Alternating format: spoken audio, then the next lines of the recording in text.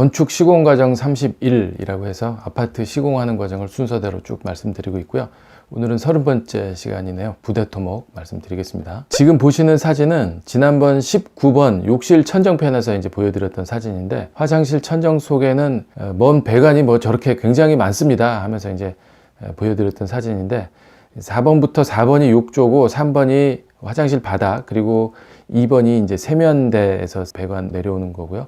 그리고 이제 1번이 대변기에서 내려온 배관입니다. 2번, 3번, 4번은 같은 종류의 들어옴 정도 이거기 때문에 합쳐집니다. 저렇게 파란 배관으로 내려와서 합쳐져서 내려가고요. 그리고 이제 대변기에서 내려온 1번 물은 들어온 것 중에서 제일 들어온 거기 때문에, 그리고 양도 한꺼번에 많이 나오기 때문에 관도 굵고 별도로 저렇게 따로 뽑아져서 PD로 내려가죠. 이 PD는 수직으로 뚫려져 있는 관이라 그랬죠. 그래서 저 안으로 들어가면 1층으로 이제 내려갑니다. 쭉 수직으로 내려가서 어떻게 단지 외부로 빠져나가는지 그걸 오늘 좀 말씀을 드리도록 하겠습니다. 첫 번째가 생활 오수는 이렇게 흘러서 이렇게 갑니다 라는 거 사진으로 해서 보여드리겠습니다. 2번은 땅 밑에 엄청난 배관들이, 사진으로 보시면 알겠지만 실제로 우리 아파트 단지 주변으로 해서 굉장히 많은, 그리고 긴, 그리고 다양한 종류의 배관들이 있습니다. 이거 뭐 땅속에 묻혀 있어서 잘 보신 적이 없었을 텐데 오늘 사진으로 좀 보여드리도록 하겠습니다. 세 번째가 꺼지지 않으려면 잘 다져야.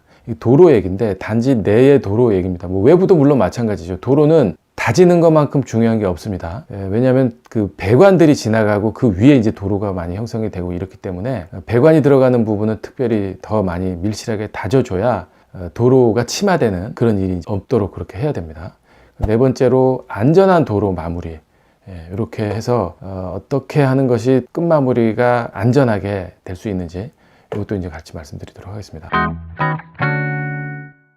1번, 생활 오수는 흘러서 단지 외부로. 처음 보셨던 화장실에서의 그 각종 배수관들과, 그리고 또 있죠, 옥상에서 내려오는 빗물, 이것도 별도로 있습니다. 옥상에서 내려오는 빗물 배관, 이런 것들이 다 분리가 돼야 돼요. 그래서 빗물, 오수, 그 다음에 대변기 물, 이렇게 이제 세 종류로 보통 분리가 됩니다. 이게 어떻게 되냐면 지금 보시는 것처럼 주차장 상부 슬라브로 다 내려옵니다. 저렇게 빨간색이 1층 바닥이고 파란색이 주차장 상부 바닥 레벨인데, 저게 한 1m 정도 이렇게 차이가 납니다. 저 1m의 공간으로 오른쪽에 보이는 배수관들, 아까 말씀드린 빗물, 오수, 아주 더러운 오수, 이런 것들이 다 분리가 돼서 흘러가야 되기 때문에 구배를 줘야 되고, 그래서 저 1m 내에서 다 해결을 해야 되는 거죠. 그렇게 관 다 매설을 하고 나면 그 위에 이제 흙이 채워져서 도로가 된다든지 화단이 된다든지 뭐 이제 이렇게 되는 겁니다. 지금 보시는 사진도 빨간색이 맨홀 상부의 레벨입니다. 저게 1층 바닥 레벨하고 딱 맞죠.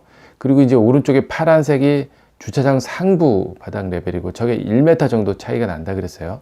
저 1m 정도 차이가 나는 저 공간으로 들어온 물 가는 배관, 빗물이 가는 배관들이 저렇게 이제 다 형성이 돼 있는 거예요. 지하 주차장 슬라브 상부로 물이 흘러가야 되기 때문에 저렇게 이제 일정한 높이가 필요한 거죠.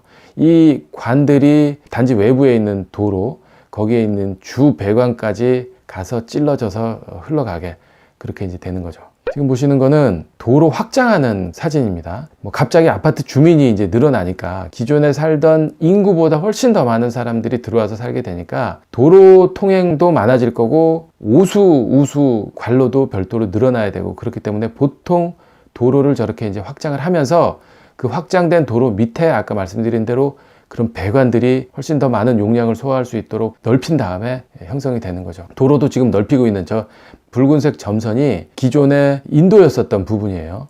저걸 이제 확장을 해서 진출입이 좀 원활하게 될 수 있도록, 그래서 자연스러운 통행을 위해서 완화 차선을 지금 만들고 있는 그런 사진입니다. 보통 뭐 아파트 단지가 들었으면 저렇게 이제 차선을 넓히는 작업도 같이 병행을 하죠.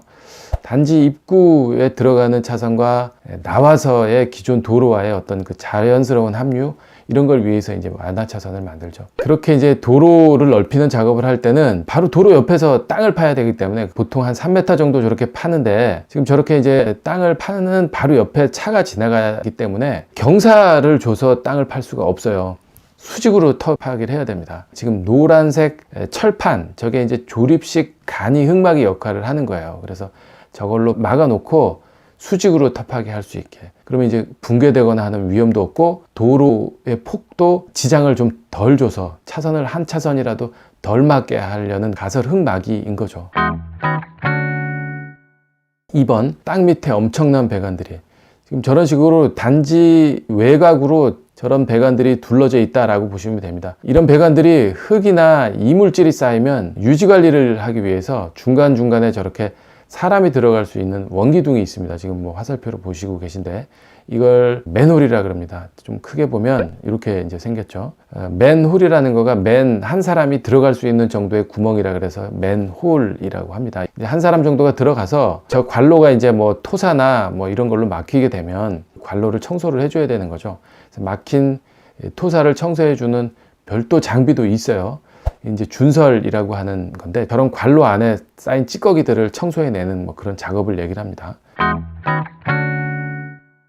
3번, 꺼지지 않으려면 잘 다져야. 중요한 건 이거죠. 관로가 묻히는 그 바닥면, 여기 다짐이 굉장히 중요한데 여기를 철저하게 다지지 않으면 지금 그림에서 보시는 것처럼 중간에 이렇게 처지게 되는 거죠. 왜냐하면 관이 꺾이면서 글로 물이 새서 흙이 이제 쓸려 내려가니까. 그러면서 이제 땅이 꺼지는 거예요. 땅 꺼짐 현상이 계속 나오는 거예요. 관로가 이제 연결이 되어 있는데 관로가 중간이 부러지는 거예요. 부러지면 이 밑으로 물이 새겠죠.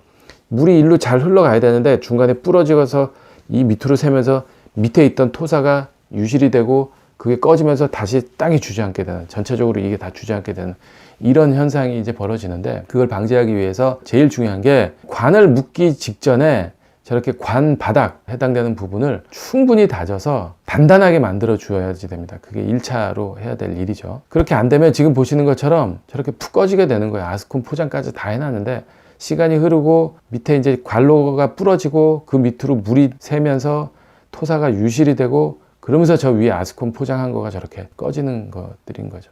밀실하게 꽉꽉 눌러서 시공하지 않으면 이런 꺼짐 현상이 이제 발생하게 되는 거죠. 자, 단지 내부 도로는 지하주차장 상부 슬라브 위에 조성이 돼야 됩니다. 요즘은 뭐 지하주차장이 전체 단지를 다 차지하고 있을 정도로 굉장히 넓게 이제 이렇게 형성이 되어 있는데 이런 넓은 주차장 상부 슬라브 위에 아까 말씀드린 대로 1m 정도의 위로 도로가 이제 놓여져야 되기 때문에 물도 잘 빠져야 되고요. 그리고 다짐도 철저하게 잘 해야 되는 거죠. 그래야 도로 침하가 없다라고 말씀드렸어요. 그래서 지하주차장 상부에 도로를 조성하기 위해서는 자갈도 깔고 그 위에 부직포도 깔고 그 위에 보조기층이라고 하는 별도 층이 또 있습니다. 그걸 또 깔고 그렇게 해서 배수도 잘 되게 하고 처짐도 안 되게끔 명시를 해 놓습니다. 사진으로 보시면 이렇습니다. 지하주차장 슬라브가 지금 보이시죠? 맨 밑에.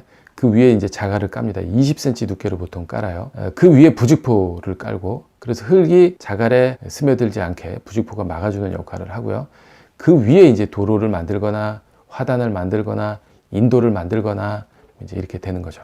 이렇게 이제 도로 좌우측에 경계석을 깔고요. 도로에 아스콘 포장을 하면 꺼지지 않고 튼튼한 이제 도로가 완성이 되는 겁니다. 그렇게 되면 이제 도로는 도로대로 지금 보시는 것처럼 선형이 이제 나와 있고요. 그 외의 지역은 뭐 화단이겠죠. 화단 지역엔 또 흙을 이제 채워서 나중에 이제 저 위에 나무를 심고 뭐 이제 이렇게 되는 거죠. 그러면 이제 이쁜 단지가 조성이 되는 겁니다. 4번, 안전한 도로 마무리. 보통 이런 경우는 경사지 단지에서 많이 발생을 하는데 주차장 상부와 1층 바닥이 너무 차이가 많이 나는 거예요. 너무 높게 흙으로만 채워주면 구조적으로 불안전하기 때문에 저 부분을 이제 EPS 블럭이라고 하는 스티로폼을 가운데 넣고 그래서 무게를 확 줄여주고 그 위에 이제 슬라브를 타설해서 도로를 형성을 하게끔 그렇게 이제 해주는 거죠. 그러면 이제 하중이 훨씬 줄어들어서 구조적으로 이제 안전하게 밀실한 흙이 엄청난 하중을 누르는 대신에 구조적으로 안정된 도로를 형성할 수 있는 그런 방법입니다. 이건 뭐 조금 특별한 경우긴 한데 높이가 너무 많이 차이가 날 경우에는 이런 방법도 있습니다 라는 걸 좀 보여드리는 거고요. 자, 그리고 지금 이 사진 한번 보세요. 경계석의 날카로운 부분이 노출되지 않아야 돼요. 저렇게 이제 날카로운 부분이 노출이 되면서 당연히 경계석도 깨지고 심지어는 타이어 펑크가 나는 그런 민원도 종종 발생을 합니다. 이거 둥근 경계석을 사용해서 미관적으로도 깔끔하고 그리고 안전하게 이렇게 이제 해야 되는 거죠. 그리고 경사지에는 스노우 멜팅 시스템, 지금 저렇게 하나 둘 세 군데 가로로 이렇게 돼 있잖아요. 저게 열선입니다. 그래서 일정 온도가 낮아지면 자동으로 열이 들어가게끔 그렇게 이제 만들어 놓는 거죠. 그래서 미끄러지는 거에 의한 사고가 발생되지 않도록 하기 위한 경사지에서는 저렇게 스노우 멜팅 시스템도 이렇게 깔아 놔야지 안전한 도로의 마무리가 됩니다.